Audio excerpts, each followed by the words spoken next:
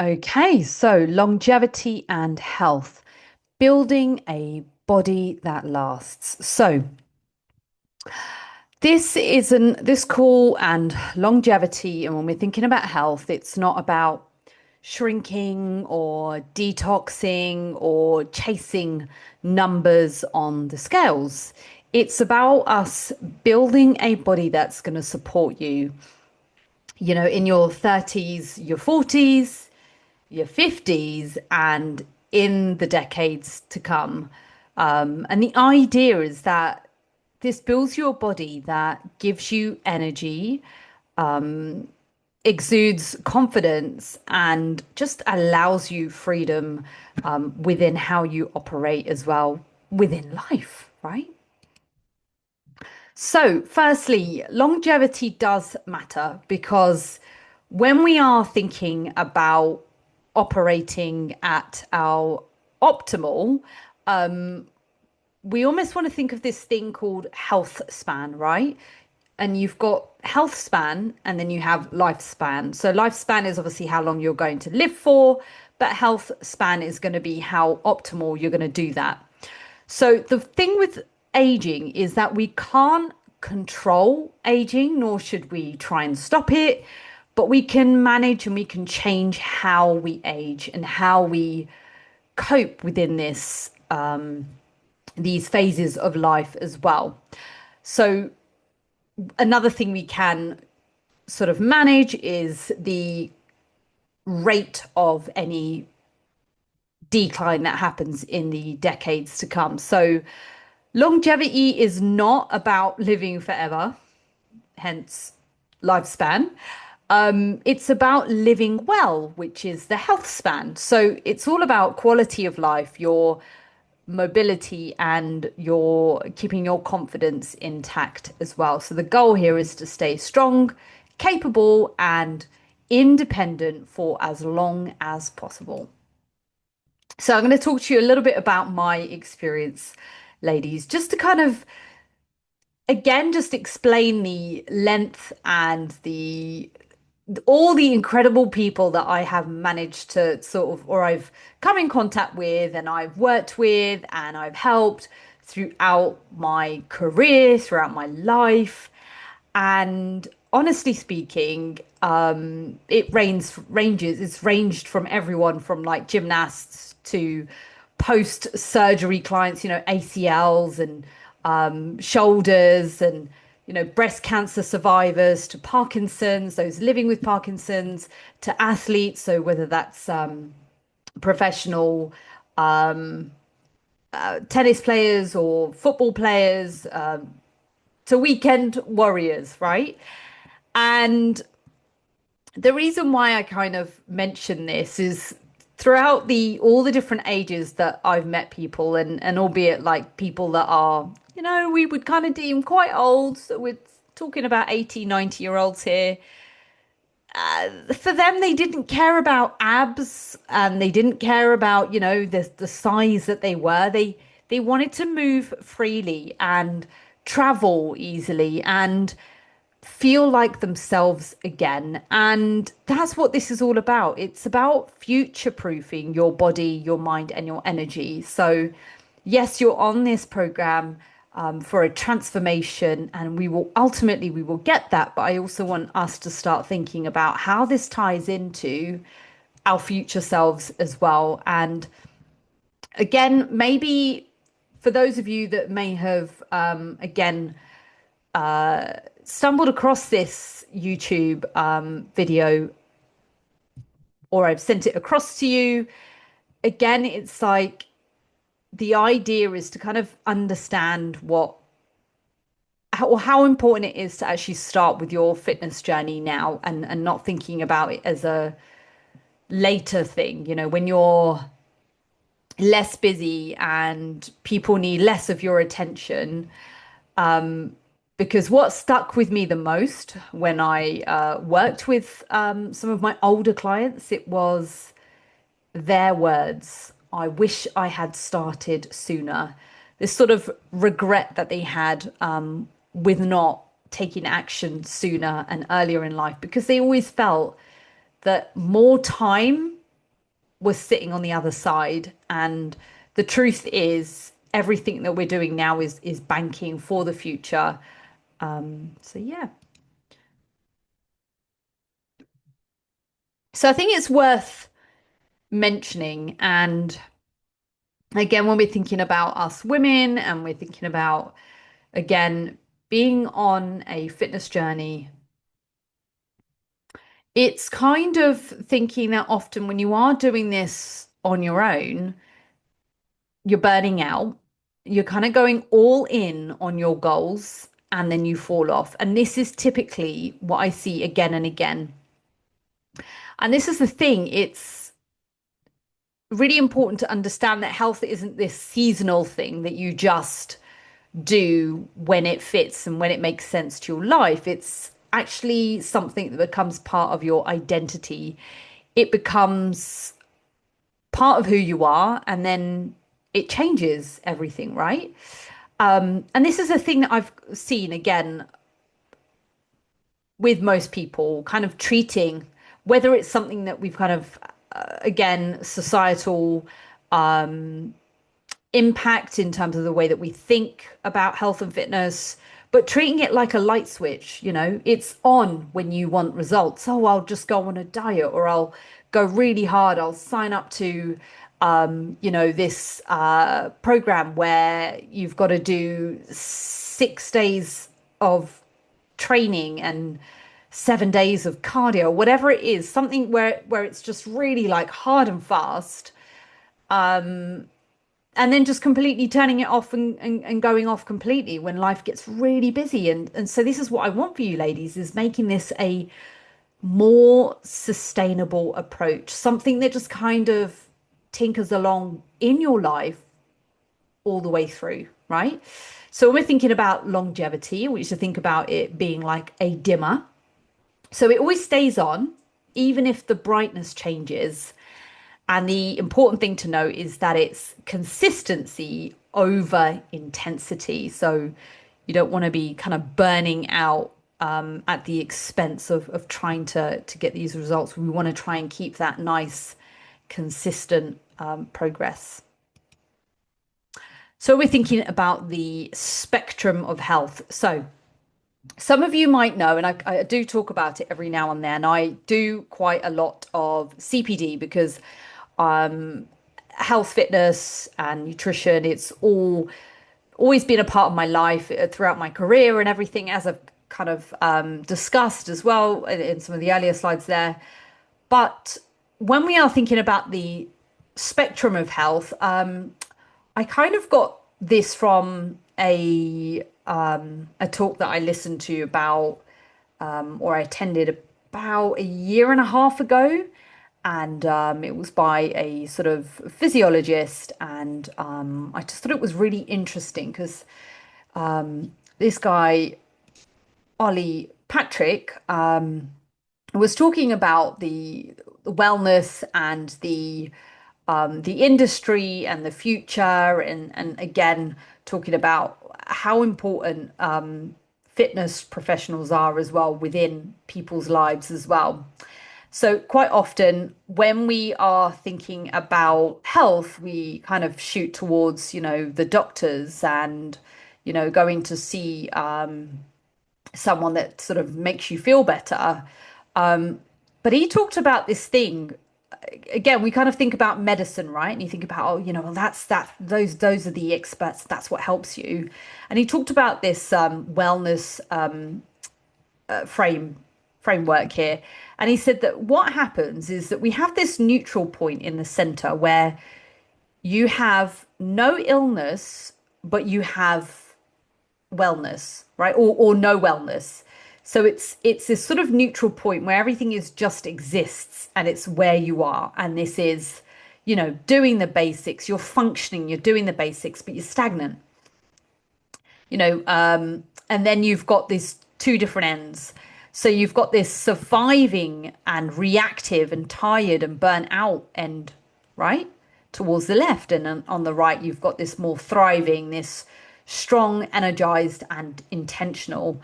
And what he kind of mentioned is that in terms of the medical world and the medicine's job and your doctor's job, that's to kind of look at things like signs, symptoms, and dysfunction, basically taking you away from this sort of, sounds so morbid, but premature death, right? In terms of ill health.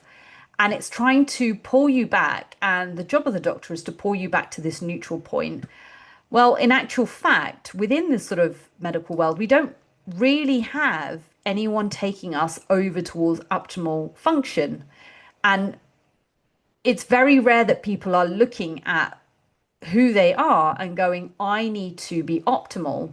They're always running away from this area, this, illness, if you like, or dysfunction. But they're never really pushing forward into, you know, increasing their knowledge, creating positive behaviors, performance, optimal function. And quite often, this is almost seen as a luxury. To be well and to be thriving, it's seen as something that somebody does when they have more time, or perhaps maybe, things are easier, life is not so crazy and it's not so busy, and they kind of think of this as being this sort of luxury zone.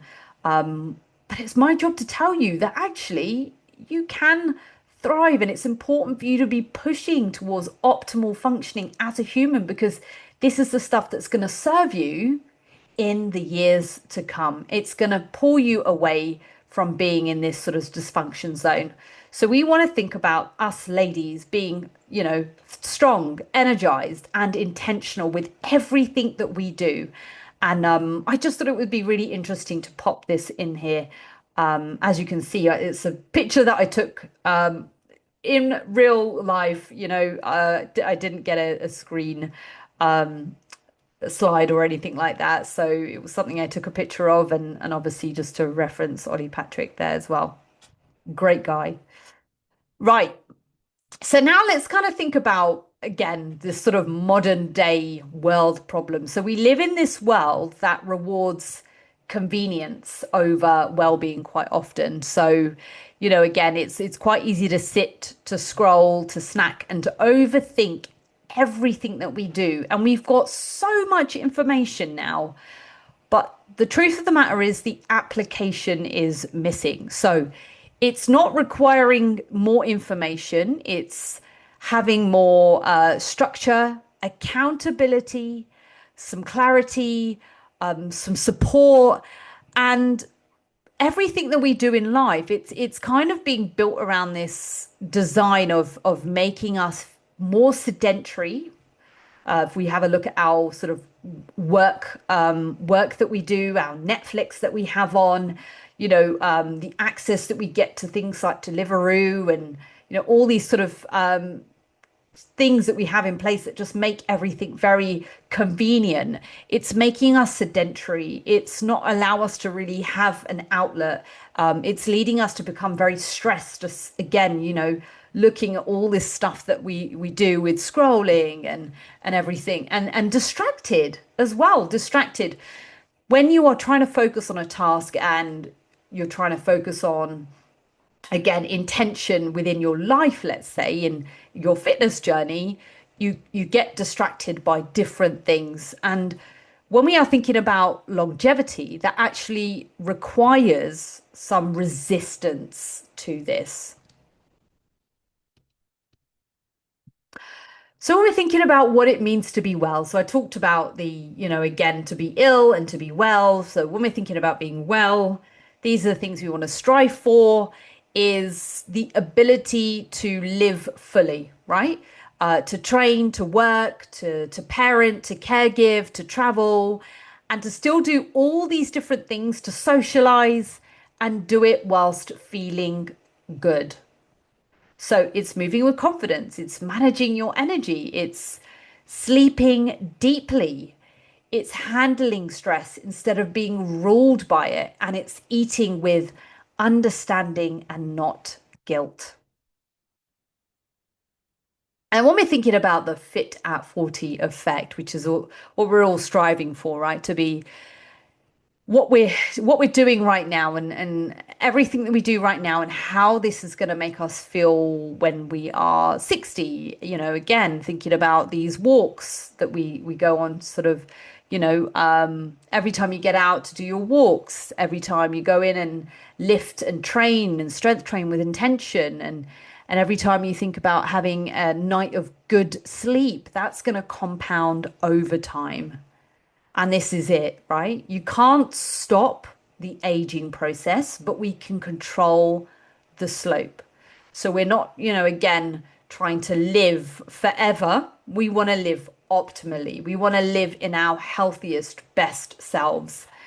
And yeah, so this is the thing. Active, trained women will maintain their mobility and their muscle for decades longer than those that choose not to. And whereas a sedentary lifestyle, unfortunately, speeds up that decline. So when we're thinking about, again, living optimally, independently, that's going to happen when we are thinking about longevity. And what we think about, or my sort of non-negotiables for me personally when I'm thinking about coaching you girls as well. It's simple, but it does require some commitment. So you are training for strength. Yes, you are training for strength and shape. You are eating for health but not restriction. And if we are operating within a calorie deficit, we're doing it at a rate that is sustainable. We are allowing ourselves to cover in order to grow lean muscle mass, and we are protecting our energy again by not hampering calories down so low that you cannot operate and function. And by doing this, we are supporting our bones as well. We're thinking long term and not short term with our goals. So we all bang on about muscle, right? So obviously muscle is this wonderful, beautiful thing, this wonderful tissue that we have. And, it's not just for aesthetics. I mean, it helps. It gives us shape. We feel confident. We've got these muscles. And, again, it gives us those curves that we like. It helps build, your glutes. It's the stuff that gives your arms tone. But it's also understanding that it's a protective mechanism too, because the muscle is going to be the thing that's going to keep you moving, you know, help you with your metabolism and aging slower. So it's going to support hormone balance, your glucose control, believe it or not, your brain health, and it can also be a predictor of independence. And this independence with muscle, it can sorry, predicts independence better than weight or BMI. So obviously, when we're thinking about weight and BMI, and we're thinking about being healthy, actually having lean muscle tissue is a better predictor of that independence that you're going to have in later life, because there is no point being super, light on the scale, super light, and you've got no muscle. You need to have muscle because this is the stuff that allows you to, you know, operate when you're older as well. And why it's so bloody important. So after 30, from what we know about research, is that women typically lose 3 to 8% of muscle mass per decade. That is huge. And after menopause, that's going to accelerate even more because of this lower estrogen. Now, when you have reduced estrogen, you're going to have weaker muscles and bone connection. And when this is happening, you've got sarcopenia, which is age related muscle loss. This is linked directly to being frail, being insulin resistant, and also falls as well. So you've got to really understand how important it is that, we're not just stretching our way out of this. Again, it's brilliant that we are considering all different types of activity because it can help us with our mental health. It can help us with, yes, our mobility in some ways. And it can also help us,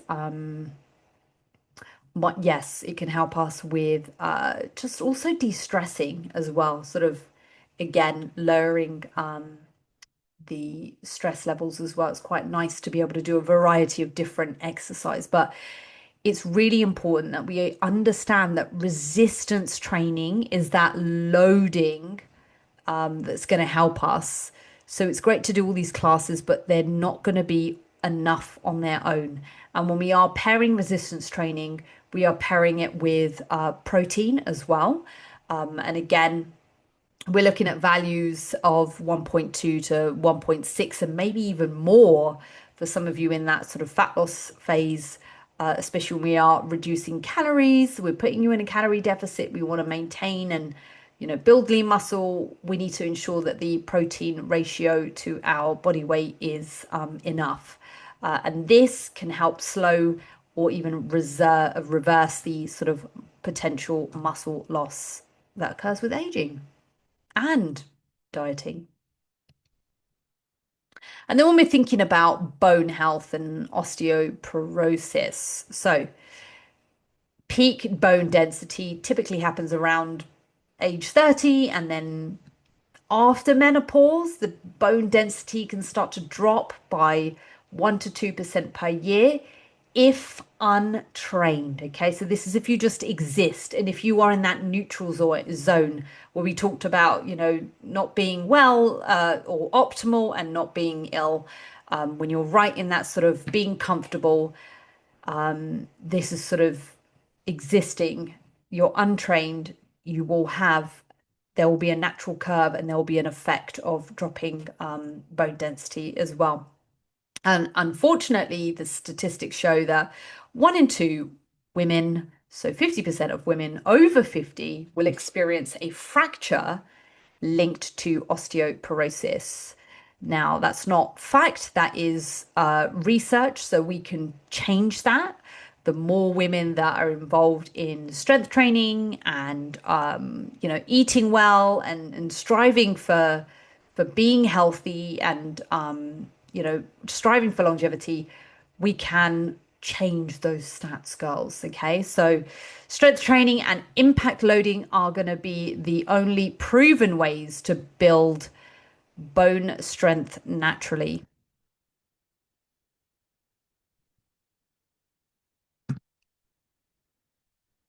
When we are thinking about impact loading, actually, haven't actually included this here, but impact loading is literally uh, loading. So anything where you are creating some sort of either if it's micro jumps or jumps, anything where you know you're not just stood still, there is some action. And so that's where things like steps are really important to help with bone health as well. Things like doing, a little bit of jump work. Again, it doesn't mean you have to suddenly start jumping off boxes and stuff, but doing some really small little shuffles as well, those sorts of things, walking, shuffling, running, anything where there's some impact loading, that's what we would call it, can be helpful as well. And actually, when I was teaching reformer, if you any of you girls love reformer, this is where the jump board can really help because you can kind of jump and bounce, and it's quite a good rehab tool within that as well for people that can't actually hold their own body weight standing upright. It would always be used as something where an elderly person can actually get some impact loading lying down and using the jump board. Okay, so on to cardio and steps. So, Women walking 7K steps a day have a 50 to 70% lower risk of death than those below that. Interesting. The benefits typically plateau around 8 to 10K a day. More is fine, but it's consistency that matters more than the totals. So, what we need to kind of consider with this is talking about steps for longevity. So when we're thinking about, forget about fat loss, forget about sort of being moving more to help increase your ability to kind of come out of being sedentary and moving more and using steps as a tool or even cardio as a tool to help with some additional fat loss, whether it buys you back some more flexibility with your nutrition or it allows you to kind of either use cardio or steps as a tool to help drive fat loss as by creating more energy expenditure. We know that that's going to happen when we start shooting off the steps even higher. Okay, it's something that you girls might see again, people talk about as well. And again, when we're thinking about longevity, it's really important that we're thinking about this data being related to just actually related to the lower risk of death, right? So being healthful and being well and being, without the need of medicine, let's say, right? I don't know if I'm explaining that right. Without the need of medical interventions, like in ill health. That's probably worded better. So it's really important that we are shooting for steps for health. And this is why I always say, have your minimals and then have the goal that you're trying to shoot for. So we've got the goal that we're trying to shoot for, and then we've got do or die. This is our minimal. And our minimals are there to help support our health. And as we push it further, that's going to be the thing that's going to help energy expenditure. So, really important. And it's one of the easiest things you can do for your health every single day. It does require planning. It requires planning. And so if you say to me, oh, I've got no time to walk. Well, you're going to have to get up 15 minutes earlier. You're going to have to get up maybe 30 minutes earlier.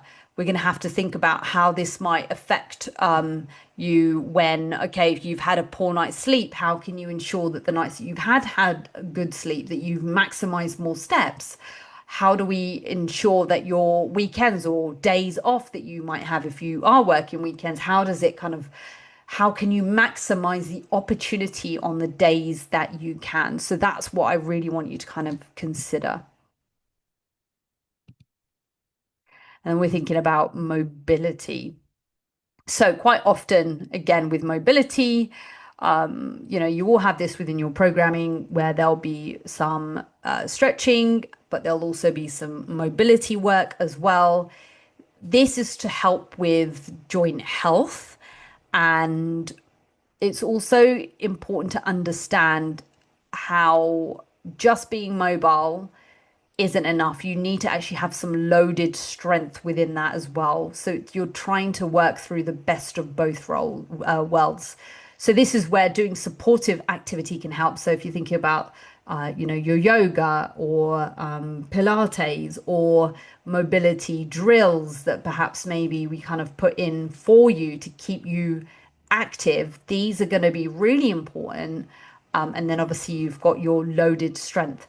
Now, when we're thinking about fall prevention, typically people might, if you've got people older than you in your family, like we're thinking parents or grandparents, uncles and aunts, people that are older than you might think, well, they've got poor balance. They just need to work on standing on one leg better. Balance training can help reduce the risk because there's, again, some training in terms of the ocular auditory systems, so the eyes and the ears, how that all affects with balance, and it does need training. So again, when I worked in clinical practice and I worked with elderly, because I did, It's doing things like, taking the site out, or, trying to do, standing by using different things to stand on to help with balance training. But ultimately, it's the strength that is going to prevent it. You need to have muscle. You need to have muscle tissue to give you and provide you that strength. So it's this whole cohesion of all these different things that we need to consider. So it's not just about being able to balance, it's also being able to get off the floor if you do fall. You need to have the strength. So yeah, the strength is going to give balance some purpose. They work together. So I want to kind of touch on that as well. And we're thinking about nutrition for longevity. So we're always going to be prioritizing whole nutrient foods. Yes. Again, limiting the processed foods. However, we do know that sometimes we need to have some flexibility to, because it can help support our busy lifestyles, as long as we are not anchoring and leaning in on that. Always providing or opting for whole foods where possible. And this is where your veggies and things can really help buff things up, make your plates look more colorful, look more exciting. Yes, hitting your protein daily, aiming for, fiber of 25 to 30 grams of fiber per day. So it is really important. And then again, when we are thinking about monounsaturated fatty acids and polyunsaturated fatty acids, again, we're thinking about olive oil, flaxseed, chia, walnuts, oily fish. We are thinking about having these again to help support our hormonal health. Fats are really important for us as well. So just kind of considering building up this picture. And yeah, looking at food as being information, all these different macronutrients when we're considering them, fiber being one of them, often overlooked. All really important stuff to teach your body how to kind of, build, how to utilize these things to build, to repair, to, reduce inflammatory issues as well, helping support your gut. So yeah, longevity starts in your kitchen. And then protein, why does it matter? So you need, as we kind of already touched on, and I kind of say this quite often, 1.2 to 1.6, again, just for muscle maintenance. We are obviously trying to shoot for higher values here. 1.6 is ideal, and I'd say that that's, the sweet spot for most of us. Most women, unfortunately, over 40, even in their 30s, over 40, they average around 60 to 70 grams a day. And that is far below optimal. And this is women that do eat meat as well. I have seen this when I've looked at diaries for people, when they join the program, or again, past people that I've sort of coached in the past, is having a look at where they start with their entry points. And, again, for vegans and vegetarians, ones that I've kind of addressed and looked at their diet before, they're not even getting more than 20, 30 grams a day. So it is possible, but you do have to you have to work intentionally. And again, if these are areas that you struggle with, it's about us working together to ensure that you are satisfying those values.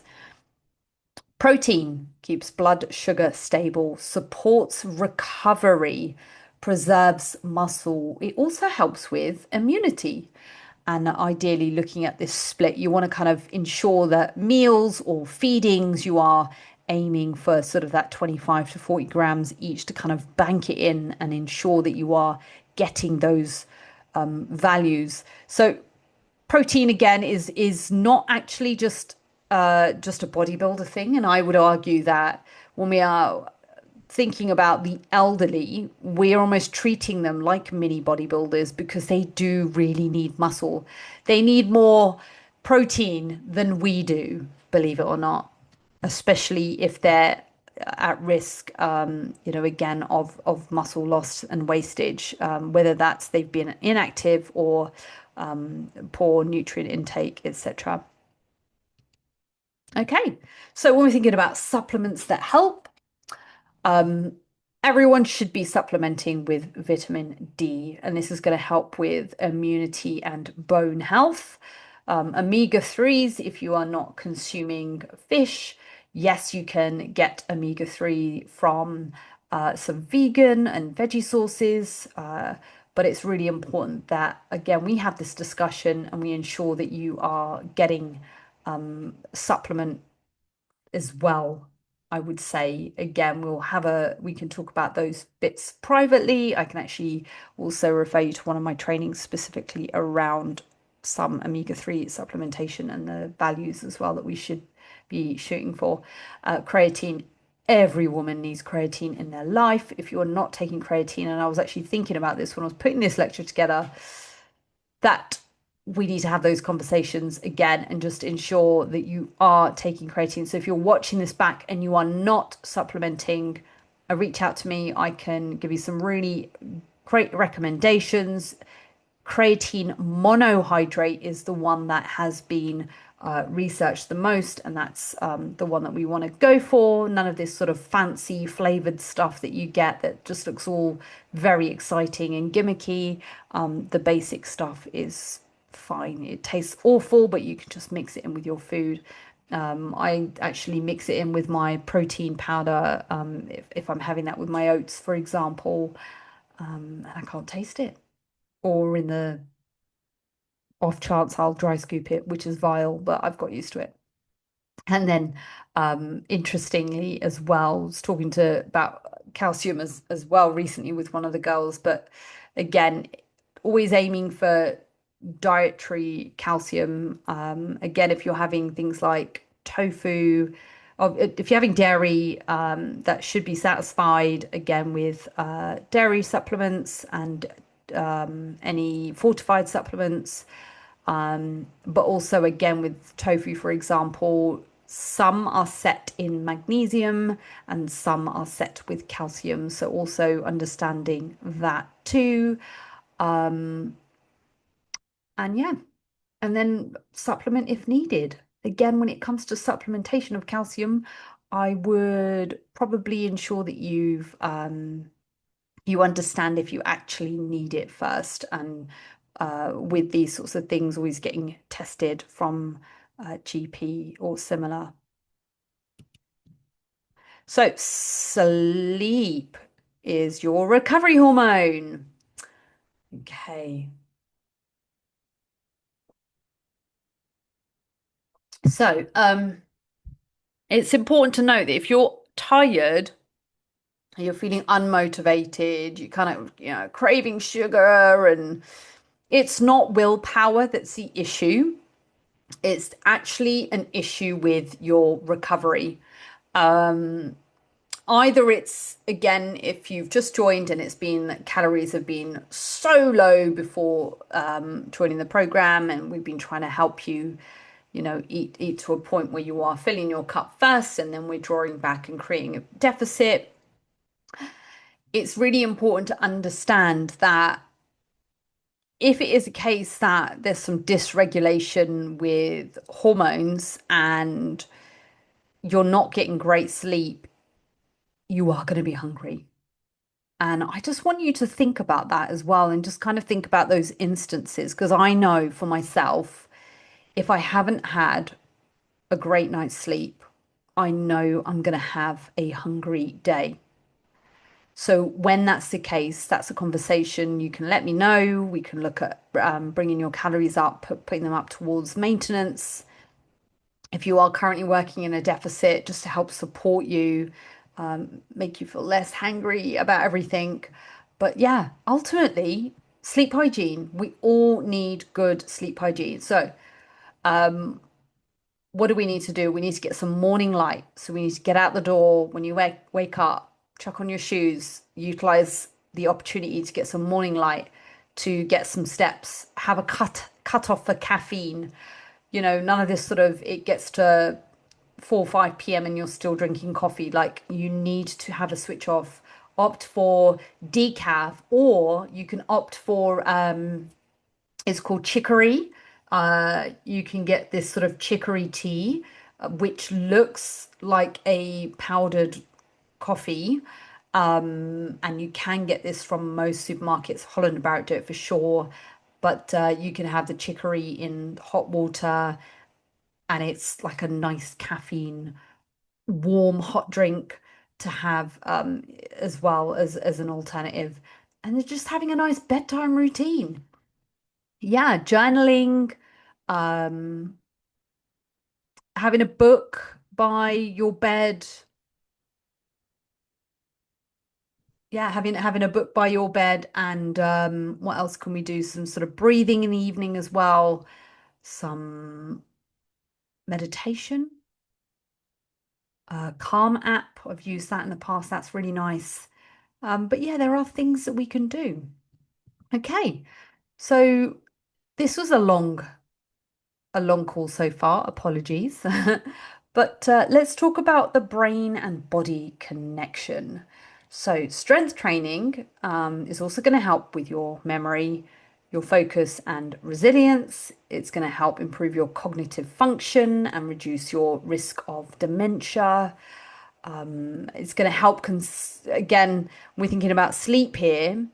Sleep is going to help consolidate your memory and your learning. And then we are thinking about omega-3s as well, and exercise. They both help with improving brain plasticity as well. So your body and brain actually age together. So it's really important that the same things that we do to try and protect our muscles are also going to be the same things that we are going to be doing to protect our minds as well. So, when we're thinking about prediction of longevity, so if you have a strong grip, that will equal longer life expectancy. And if you've got good leg strength, that will obviously predict that you are going to have some more independence, that you're going to be able to walk and, move, and you're going to be able to like travel because you've got these legs. You're not going to be sort of relying on others around you. So it can be a predictor of independence, and better independence than just BMI alone, right? And then when we're thinking about VO2 max, so this is an indicator of your fitness. This is probably the biggest mortality predictor. So it's going to predict your lifespan over than just looking at something like cholesterol. Okay. This is just to kind of tell you that these things are obviously, BMI and cholesterol are important, but it's also thinking about how fitness relates to this as well. And then when we're thinking about strength and sleep, these are the two biggest protectors of your health span. So we talked about lifespan and we talked about health span. So health span being well for longer, and obviously lifestyle span is just the whole time that you're alive. You don't want to be alive and in poor health. You want to be alive and have good health. So just another reminder that your scales do not define your success. There's all these other things that we need to consider as well, strengthen our function as well. Now, when we think about daily health equations, so trying to add in more positives than negatives. So we're looking at this all quite broadly right now, and I want you to kind of think about these small things that you can kind of do every single day. So as you can see, we've got the positives on the left and we've got the negatives on the right. So on the right, you've got things like stress, processed food, late nights, inconsistency, and alcohol. And on your positive scale, you've got things like strength training, steps, sleep, water, nourishing food, protein. The idea here is not to say that you're not allowed anything on the right side. We're not trying to be perfect, but it's tipping the scales in favor of the positives most of the time. Life would be pretty boring if you were not able to stay up late, excuse me, to enjoy your friend's birthday, and you were not, life would be pretty boring if you were not able to kind of have a little bit of alcohol to support whatever it is, your celebrations and stuff. Again, within reason. And also within reason, yeah, the processed foods as well. Like they can be part of socializing. If you want to go and have a pizza, they can be part of this. It's not to say no forever, but it's thinking about what we do on a regular basis and how this supports us overall in the grand scheme of things. And habits that compound over time. So, strength training 2 to 4 times a week, moving daily. So, remember, I talked to you about not having this sort of, this minimal, setting a floor, setting your minimals, ensuring, let's say it's going to be 7K is going to be your number because that's the number that says you are optimal for health, and it's a great predictor of longevity, and that's the number you're going to shoot for your minimal. Perhaps maybe that's been your maximal, so maybe you'll set the bar slightly lower and you'll aim for 5K.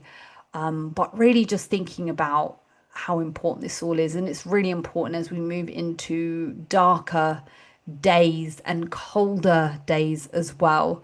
Anchoring in your protein at every meal, creating wind down rituals. So, yeah, this stuff is boring, right? But it's consistent stuff that's going to help keep you young mentally and physically. So, all these sort of trendy fixes and things, these distractions that we talked about at the beginning, the habits are going to be the things that compound. The trends and the fixes are going to fade over time as well. They'll just, yeah, they'll do their thing. They'll be here and they'll be gone. And then it'll be the next craze. So just think about sticking to the boring, consistent basics. And that is what I do is boring, consistent basics. And that's got me to where I am now. Sundays are a great week. Now, if you are that person that has chosen to take that step to, let's say, not have late nights and not consume alcohol, let's say, your Sundays are going to be a blessing. I love to do this on a Sunday. I get up nice and early on a Sunday. I put the washing machine on, I do a little bit of light cleaning to start the day, and then I head out to a coffee shop and I sit down. I'll either have my phone with me or laptop, and I will plan what I need to do for the week ahead. And again, when we're thinking about food, you can batch cook on a Sunday, you can think about shopping smart. Again, knowing what things maybe are easy, some quick things that you can kind of chuck together, setting out your training days, when you're going to train, what days you're going to rest, just clearing out space as well at home, tidy house, tidy mind. And yeah, just clearing out that mindset as well. And I always find that as well, that having this sort of space that I can kind of just move and operate within, at home as well, just is vitally good for my mental health and well-being, and ensuring that yeah, I am um, I've got a clear mind. Okay.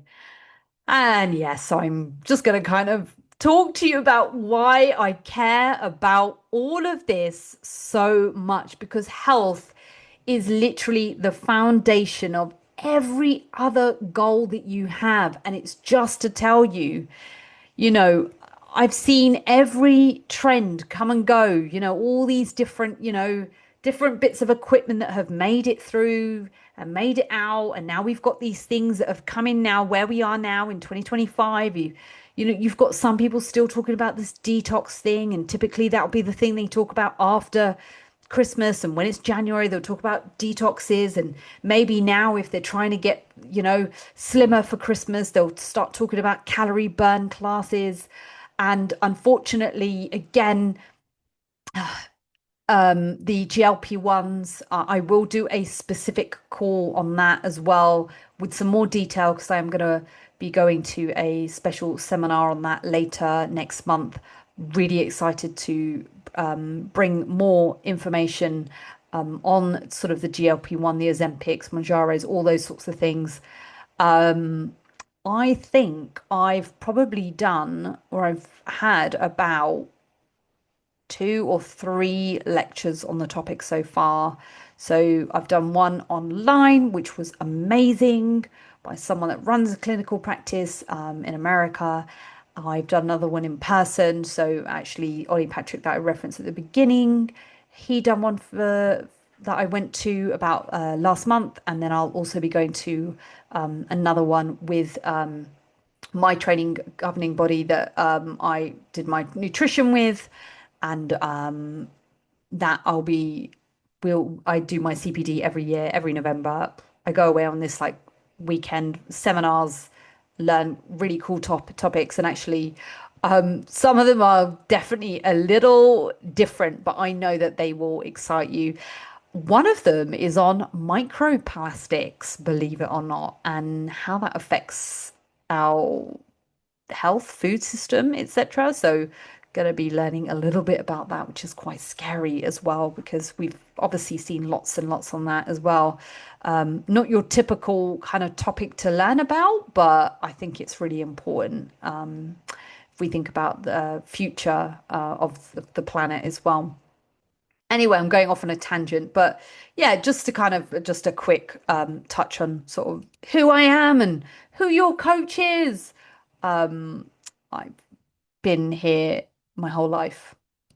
Okay, so when we're thinking about the return on investment of health, more energy, confidence, and presence, you just being who you always were supposed to be, owning who you are, being the woman that you are proud of. And again, taking care of your health, less pain, fewer regrets, better recovery, and ultimately a body that's going to serve you and not limit you. It's going to see you through in the decades to come. So we're going to do a little reflection here. This is something you can almost do, almost like as a journal practice. You can jot this down. You can keep it private. You can write it and just keep it for yourself, or I'd love for you to share it with me as well. I love hearing from you ladies, and how you feel about these topics as well. So yeah, ask yourself these questions. Take some time. You can pause right now, take a screenshot. You can do it right now while you're on the call, listening back, or you can write it down and have some more sort of thought over it later. But what will your future self thank you for? Which areas need more attention? Is it your training, your nutrition, your sleep, or your mindset? And what's one small promise that you're going to keep to yourself this week? Okay. So, what you do today matters more than you think, ladies.